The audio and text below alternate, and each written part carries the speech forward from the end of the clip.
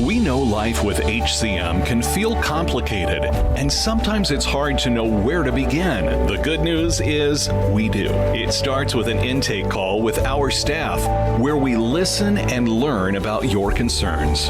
From there, we help connect you with our navigation team, who can answer questions about your condition and help you prepare for conversations with your HCM specialist. Intake and navigation help you make the most of every appointment. Learn more about our intake and navigation services at 4hcm.org.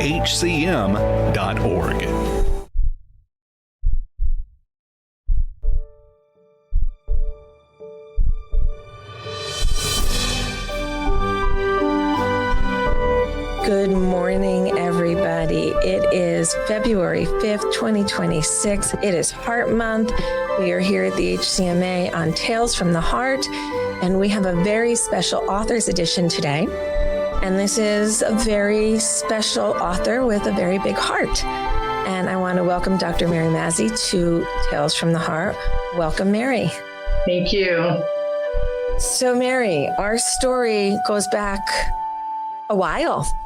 Like almost two decades. Oh my goodness. So why don't you tell our listeners how we know each other and how you know HCM? Well, I, back in 2006, was diagnosed with HCM only because my primary care doc was on top of things, and he noticed a murmur and an abnormal EKG and sent me to a cardiologist. And from there, I had an echo and got the diagnosis.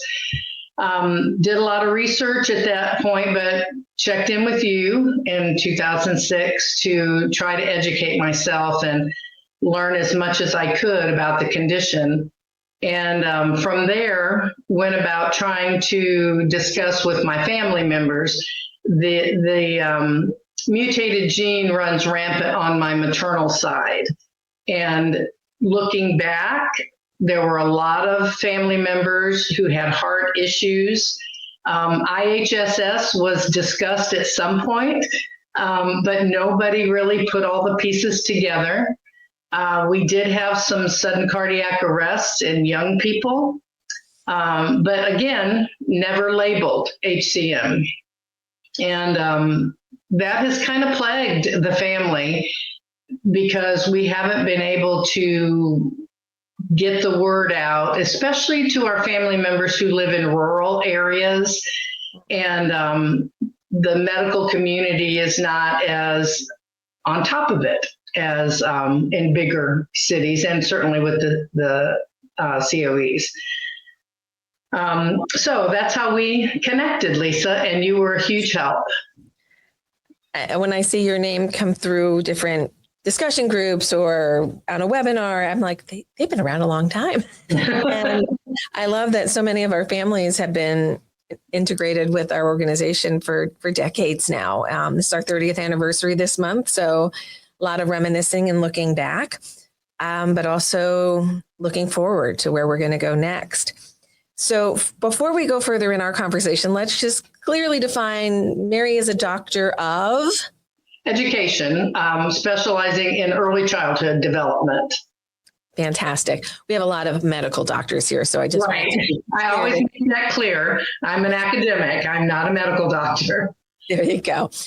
And we have a book that you've written called The Little Boy with the Big Heart. And we've just put that up on the screen. Thanks, Demi. So why don't you tell us why you wrote a book and what it's about and take us on a journey? Happy to. This book was a labor of love. My eldest child, my son, we lost him in March of last year to a sudden cardiac arrest. He had not been diagnosed. He had the genetic testing and tested positive. He had an echo a few years before his death, and his echo was clear. And so I think that gave him some false hope that even though he tested positive genetically, that he didn't develop the condition because his echo looked good. Can we go over some ages? Can you tell us how old he was when he had the genetic testing and then the Yes, echo? let me do a little math here.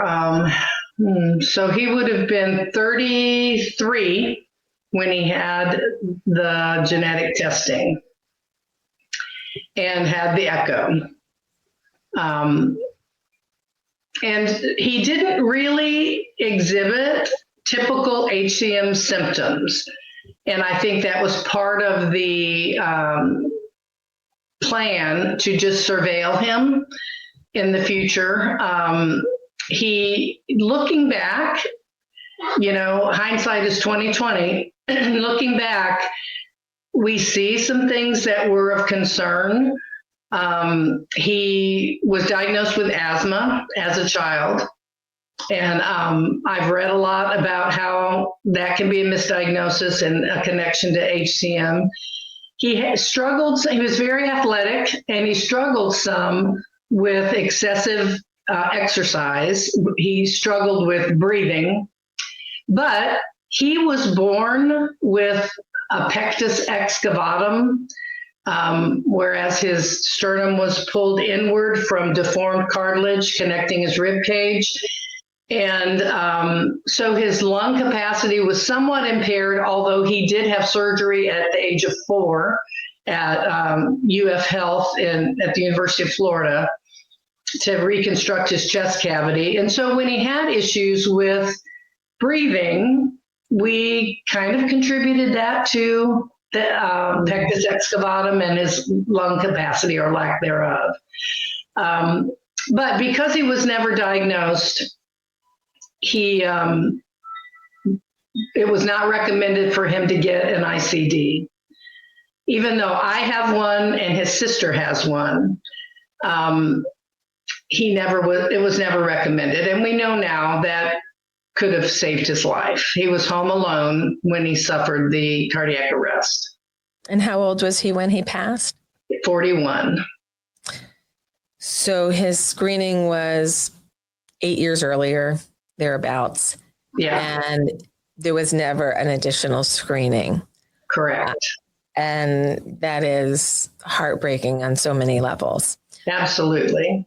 And our condolences to you and your family for your loss.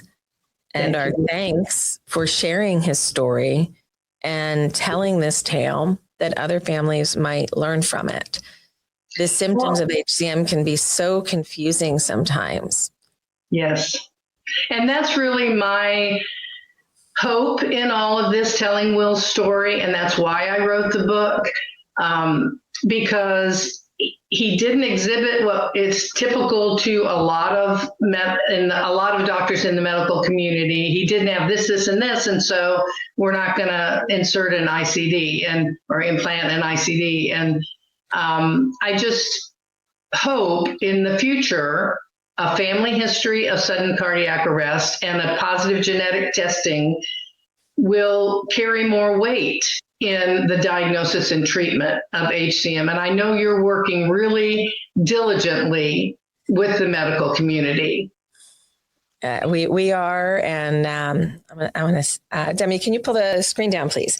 So I want to get into this book a little bit more, and want everybody to see Mary here very clearly, because this is the moment where your family contacted us back shortly after Will's passing and let us know what happened. And we've talked to several people in the family and tried to help them through that process. But what you say here, that he didn't have any typical symptoms, but you suspected there's a positive gene, there's a family history of sudden death, there's ICDs in the family. There are literally millions of people in families like this right now. And nobody wants to get diagnosed because they're afraid of the diagnosis. Right. But if we know, we can treat. If we can treat, you can live. If you can live, you can do whatever you want.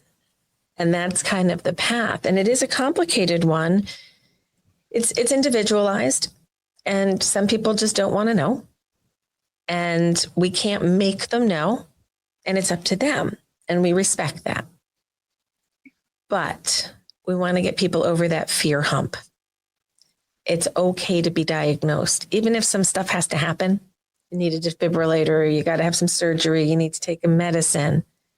It is still something that you can treat and you can get in front of, and you can't always predict HCM. I'm not going to sound arrogant and say we know better than HCM because it's smarter than all. Well, it's not smarter. It's sneakier than a lot of us, Yes. right? But if you know that it's there, you can monitor and you can protect. So let's talk about the little boy with the big heart, his nurse, Lisa, and his echo tech, Julie. Yes. I'm talking about the book now. Well, the purpose of the book really is twofold. I wanted to honor Will, and I wanted to tell his story. But I also know that doctor visits and medical tests can be scary for little children. And my entire life's work, I'm a lifelong teacher, has been with young children. And so I thought, well, a children's book would maybe help walk children through it and normalize going to the doctor, having all these tests, not being afraid of it. And then in this specific book, being diagnosed with HCM and wanting to play basketball, which was a love of Will's, and being told, you can do that, but we're going to do this safeguard. We're going to put in an ICD, and we want to feel confident that you're safe. Just sort of normalizing that process for a child, which can be so scary. And that's why I wanted to write this book. I've written several other books about other things, and I just felt like Will deserves to have his story told. He lived a great life, and the fact that he was not diagnosed is not lost on me. That had that happened differently, he would probably still be here. And I just want his story to make a difference. So that has to be really heavy for you and for other members of your family who are also diagnosed. To our families out there who have experienced similar, either the person in the family was lost before they knew about HCM or differently after you know.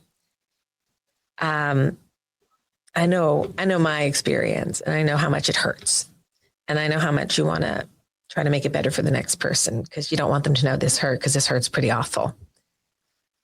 You put the hurt into a book that'll bring positivity to the world, we hope. How you feeling? How you doing? Well, it's a daily journey. And I read something just yesterday about how grief holds a place with joy and love, kind of like a braid, the three strands of a braid. It's not one or the other. It's not one day I feel joy and another day I feel grief. They're all intertwined. And that's pretty much how we've lived our lives since Will died. And I know as a mother, that's going to be my life forever. I'm going to hold Will with the joy, with the love, but the grief is always going to be there. And there's no way around it. We're doing well. My daughter made the decision to sell her house and move in with us. Oh. And I think she did that for me as much as she did it for herself. It's good to be together. And we talk a lot about Will. And I think that's the most important thing. We talk about him a lot. And it makes us feel better. I love the talking about the lost. I don't think we do it enough. I agree.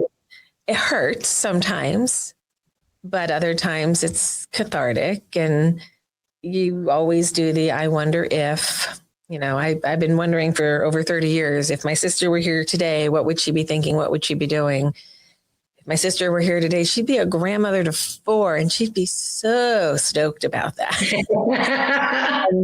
We would hear all about it. We'd see pictures every friggin' minute, but that's okay because we would have loved to have done it. She didn't get that chance. So I know we mourn for what is never going to be. And that is something that I think we should probably talk more candidly about, because by talking about those we lost, we also get to talk about how we might have got to keep them longer. And I know it's challenging. I can give you a playbook, 4 or 5 of them, of what I could have done different to help Lori get to what she needed to get to in 1995. None of those playbooks will ever work for Lori, but they'll work for somebody else. They'll work for somebody else. And I've met a lot of people that those playbooks I imagined for her came to pass. The conversation continues, but first, this quick break.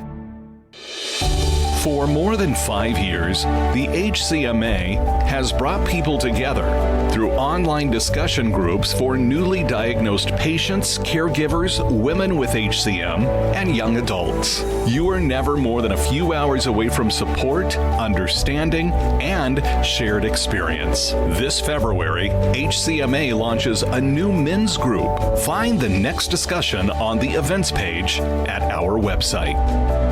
Once again, here's host Lisa Salberg. So what are your hopes for Will's legacy through this book? Well, I have hand-delivered this book to all of my doctors.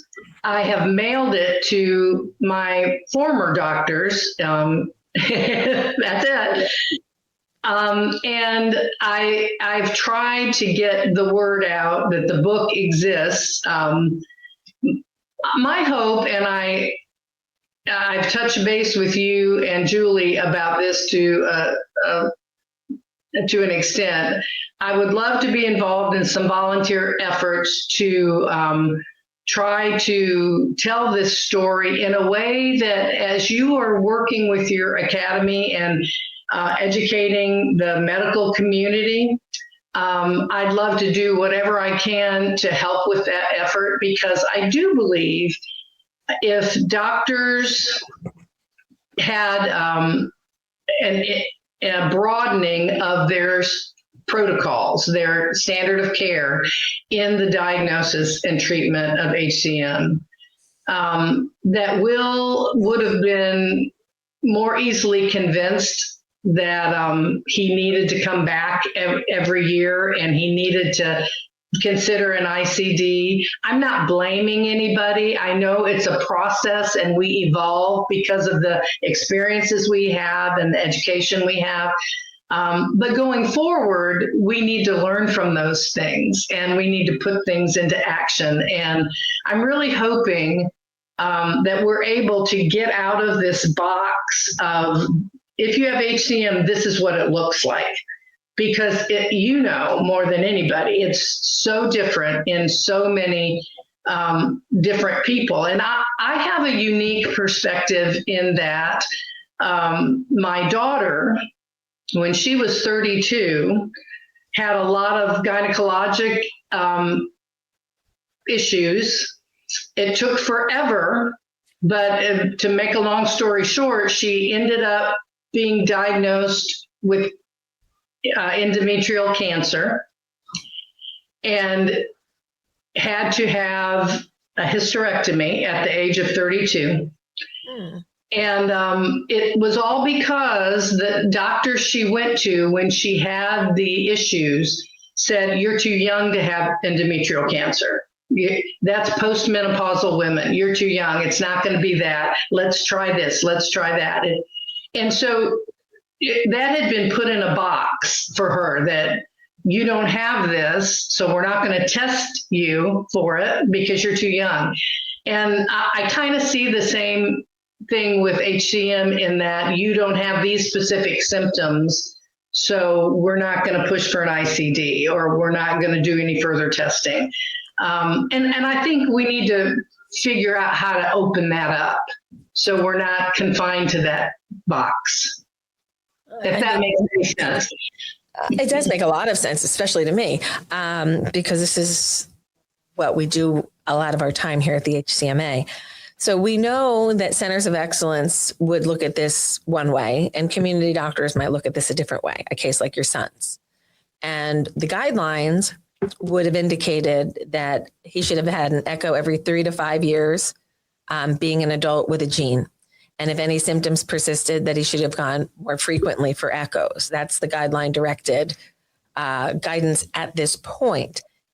That has evolved a long way. And actually right now there's a little bit of, I'm not going to call it conversation about when does a gene carrier no longer need to be screened.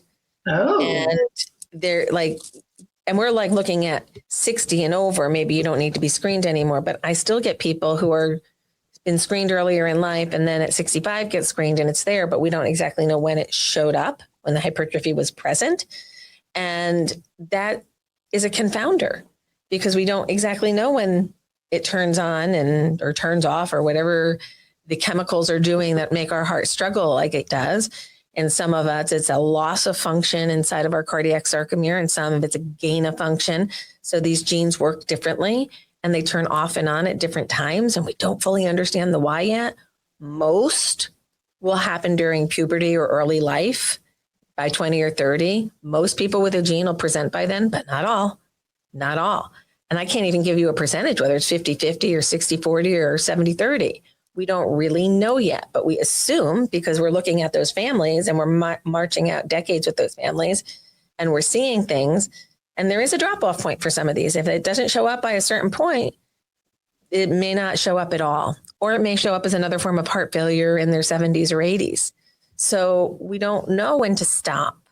And I wish that the physicians that your son had entrusted had given him some information about when was the next time he should come. They probably said something like, call us if you have any symptoms. We don't know exactly what was said, but that would be common. And we didn't get the chance to screen. And if we couldn't have screened, then we couldn't get the device in. So it was a loss after a loss after a lost opportunity. So you're a teacher, you're an educator, you're a professional educator. I'm a bootstrap epidemiology, figure it out as we have grown over the past 30 years educator. And there's a time when they come together and it's beautiful. But I think the most important lessons I have learned in HCM management are from those who aren't here anymore. Mm. As we tear apart the file and look back at what happened and what could have been, the opportunities that we missed, they're profound. And your son is a great lesson. If you carry a genetic marker for hypertrophic cardiomyopathy in your family, you should be regularly screened by a specialist if available to you. And if you can't find a specialist or you can't afford to get to one, the HCMA has the Lori Fund, named for my sister, that will help provide micro travel grants to get you to a center. So we're here to help you get there. If that's the problem, if it's financial and you can't get there, we have a bridge. If you're worried, we'll talk you through it. If you get diagnosed, you're not alone. If you need a defibrillator, we got your back. If you need a transplant, we've got you there too. Everything in between. Maybe a myosin inhibitor is right for you and you don't need any boxes or devices or surgeries. Maybe it's a pill. There's so much we can do today. There's even genetic therapies coming. So don't be afraid. Please don't be afraid. We want to keep you guys here with us as long as we can have you here. And hopefully until you die from laughter on your 94th birthday or something of the sort. This is the goal. We want to keep families whole. And Mary, I'm so sorry that your family has been broken by HCM.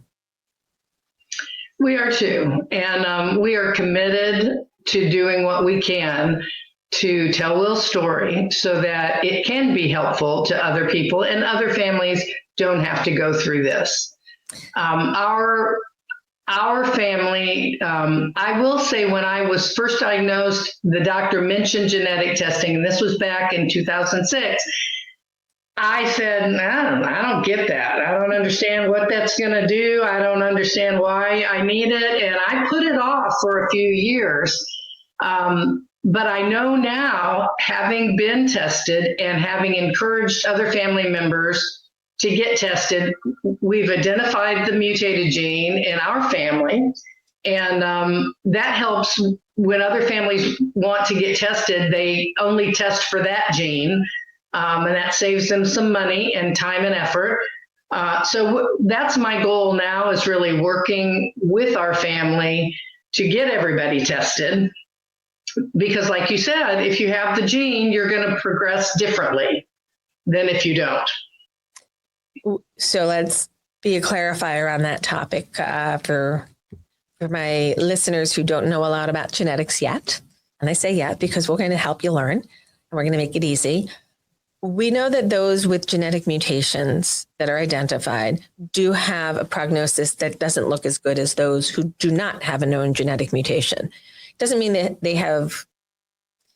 they're the same family of disease, but the mechanism of action that caused it to happen is different, likely in those who we can identify the genetic marker in today versus those we cannot. There's a thought that there's something called polygenetics, that you may have 2 or 3 genes that act together and act like the sarcomere mutations and make the same appearance of heart, but the way it gets there is different. And that actually seems to be better long-term. Those people have symptoms and they get managed and they tend to live a normal lifespan. Those with genetic markers have a more profound impact. There's more advanced heart failure, there's more ICD implantation and appropriate discharges. So we just know that knowing your gene does say you got to be a little bit more careful. It doesn't mean that you're going to have a shorter life. It means you're going to need surveillance and management at a different level, potentially over time. So we have that knowledge. So if you're in a family with a known gene, it's really important that you're following up on this, not being afraid of it. I think genetic testing should be looked at like your general blood work. It's just a marker of what's going on inside your body. Right. It doesn't mean you're good or bad or right or wrong. You got the gene or you don't. We got a lot of genes we probably don't want to have. And this is one. And if you have it, oh, okay, I have that. Now I know I need to take care of these things. It is manageable up to the most extreme management. I'm on my 9th heart anniversary. I had a transplant 9 years ago. I followed you through that. I know you did. I got your little heart messages and everything. I remember. So yeah, like it can be really complicated or it can be easy. And it can be somewhere in between. Mm-hmm. But it's important that you get the care that you need. So what should we all know about Will? You know, before we ever discussed HCM, I always saw Will as a little boy with a big heart.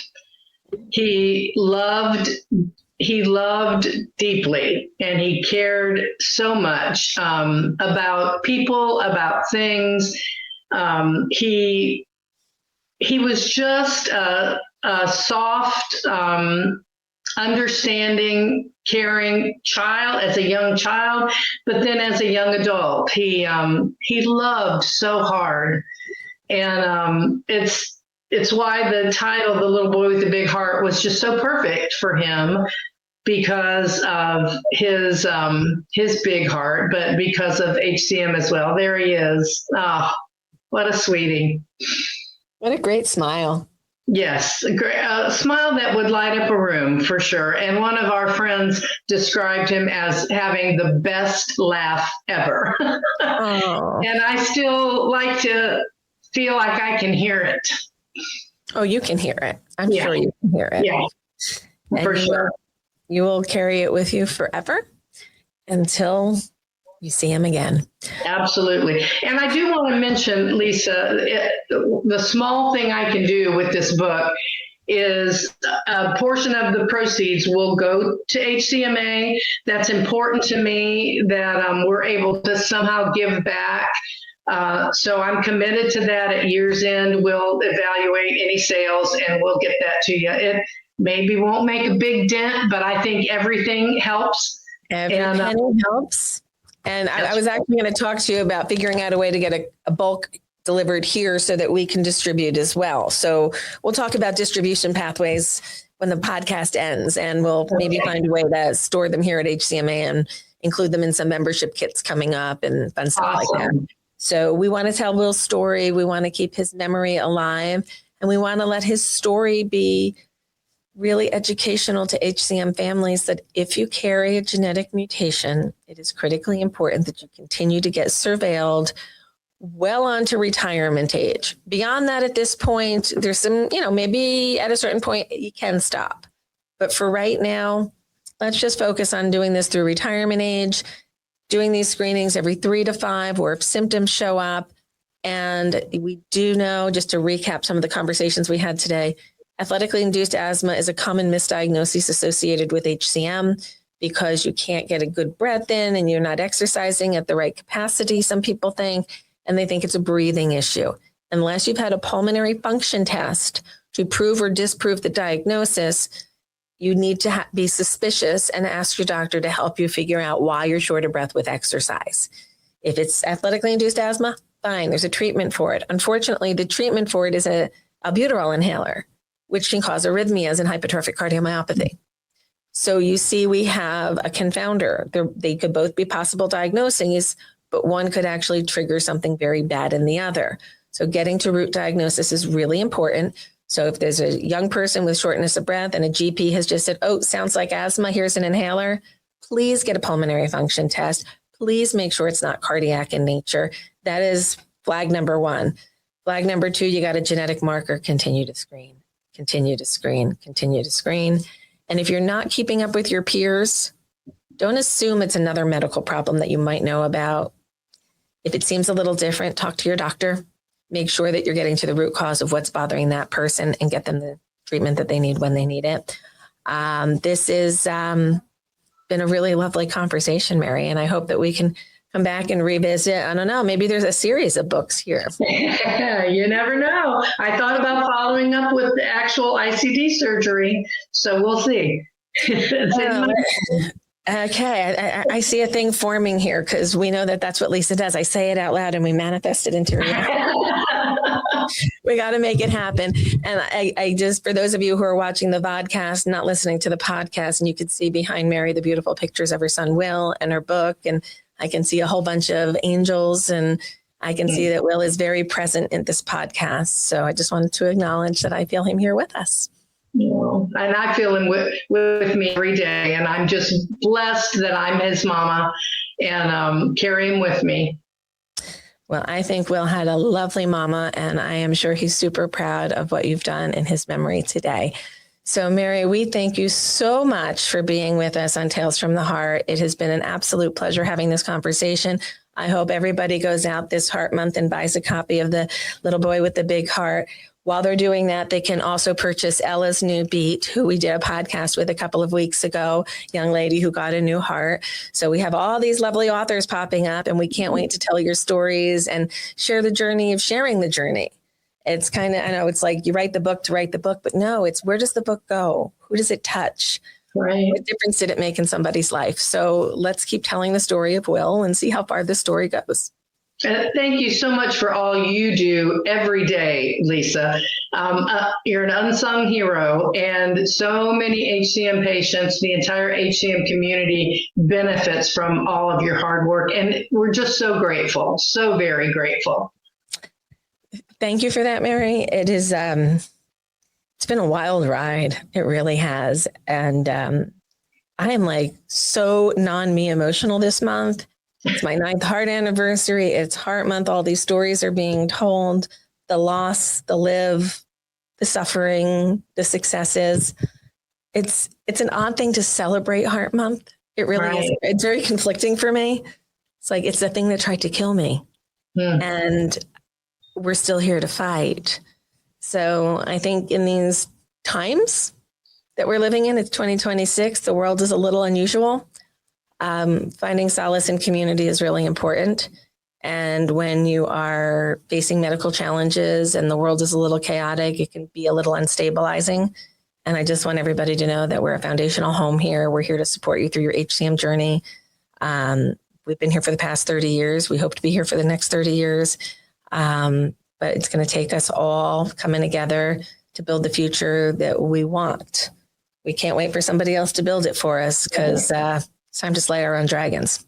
Right. And we're grateful. We're grateful for you. Thank you. Thank you so much.